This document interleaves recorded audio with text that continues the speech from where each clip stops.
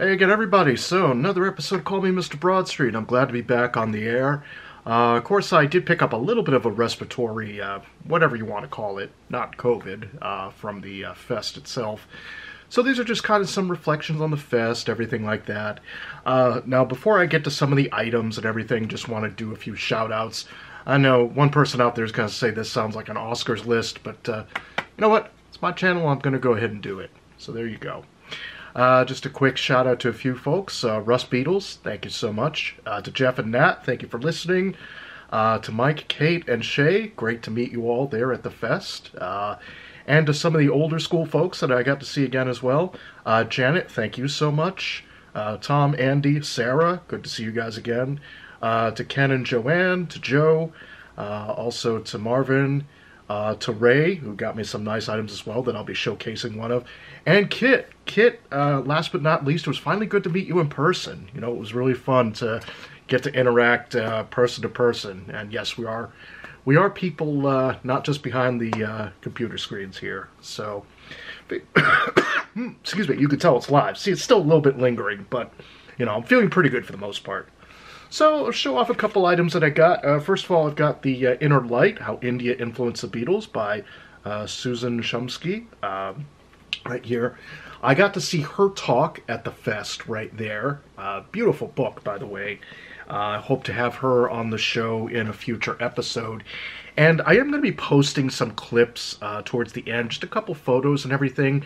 The reason I'm not sharing a lot of photos is because they had signs up kind of in the panels sort of limiting folks this year to photos and such. That, you know, they didn't want people to take video or photographs really without permission, so it's a lot shorter clips this year, if any, really more just photos. So just to kind of explain that and, you know, why I have the limited amount I do. Still, it was a blast. It was a wonderful time at the, you know, at Jersey City there, at the Hyatt Regency. It was definitely a nice hotel, I can tell you that. A very nice view of New York City. I can't wait to do it again. Next item from Janet, as a shout out, thank you. She even had the little Ed Broadstreet tag.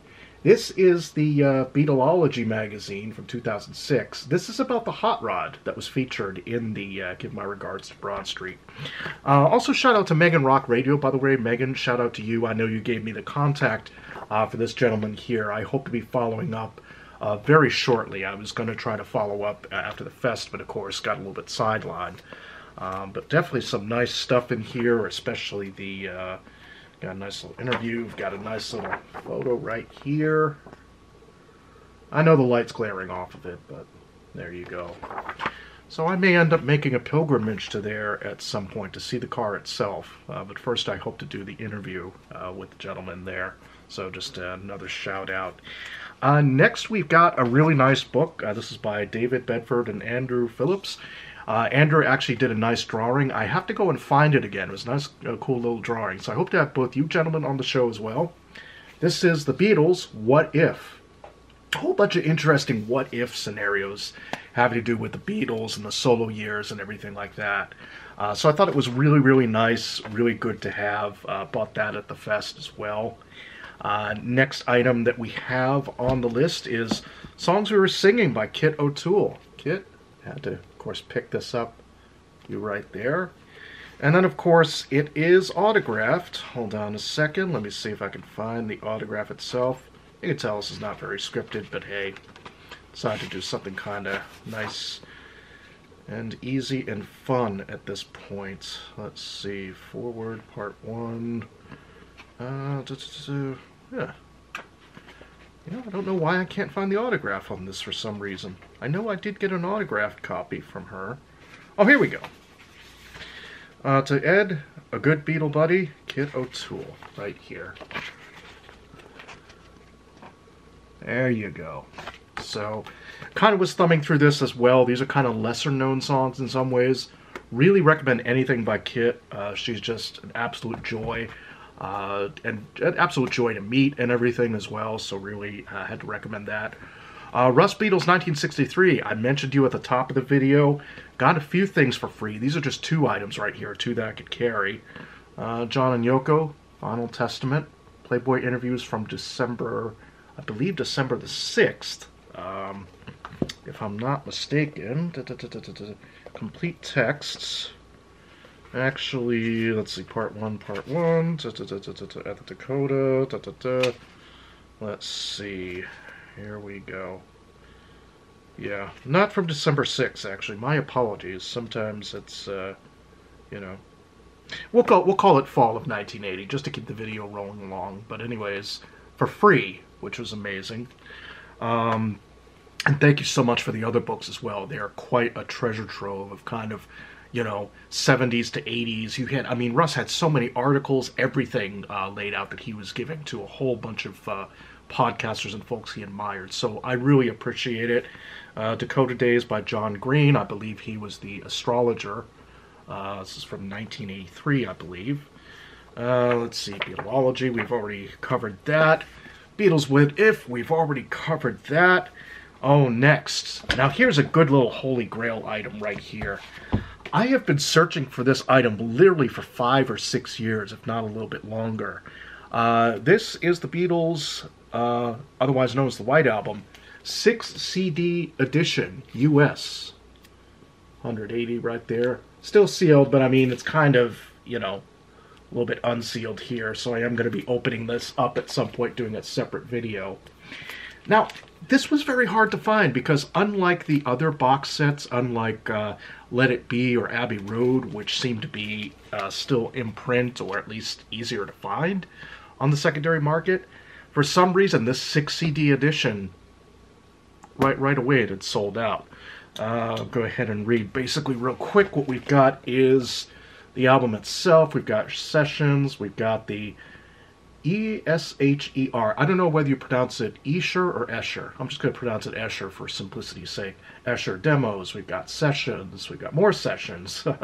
Even more sessions. So basically CDs 1 and 2 are the White Album itself. CD 3 is the Escher demos. And then CDs 4, 5, and 6 are sessions. There's also a Blu-ray included. So we're to see right there. I know the camera's bouncing off of it, etc. That was a holy grail item in and of itself. To be able to find that, I basically rushed back to the dealer and said, yes, please hold that while I got the cash for my room. I was back up there in 15 minutes. It was just very fast. So, and one more item. Now, Ray does the shop Beatles Memories. We're also going to be doing another interview at some point. I believe you have a Ringo story, if I'm not mistaken, Ray. So here we go. From Beatles Shop Memories. This is the piece de resistance. This may be going up here at some point. This is a nice framed. Look at that right there. Give my regards to Broad Street. Right there. Very nice, very framed, you know. It's, I'm going to be hanging that up. Pretty sure that's going to go in the place of Abbey Road back there. Hope to have that put up at least for the next video or two, depending on when I just get that swapped out between both of those. Really nice. He gave me a wonderful price on it, along with a whole bunch of other Broad Street stuff that I bought. I mean, this is kind of just scratching the surface. Final thoughts. Not only was it great to kind of see everybody, to attend the panels and everything like that, wonderful to meet Eddie Deason as well. I'll have to break out that autograph. I should have broken it out here, but you know what? I'll break that out for a separate video. So shout out to Eddie if you're watching this. Wonderful human being. If you ever get to meet him at a convention, very nice gentleman. He was in Greece. He was sort of the Mr. Potato Head, the recipient of the Mr. Potato Head insult in the movie War Games. He's done a whole bunch of stuff. He's also in the Polar Express. He kind of voices sort of the nerdy character, Nerdy Kid. He was also in I Want to Hold Your Hand by Robert Zemeckis, his first film, I believe, from 1977. Really good film, too. He plays Ringo Klaus. Eddie is a super fan, and he is a super fan in real life. So just a shout out with that. So that pretty much wraps it up. I'll be seeing everybody in the next video. Like I said, just stick around to the end after kind of my outro. Put up a few quick, photos and music and everything like that. I will see everybody in the next video. So until then, take care of each other.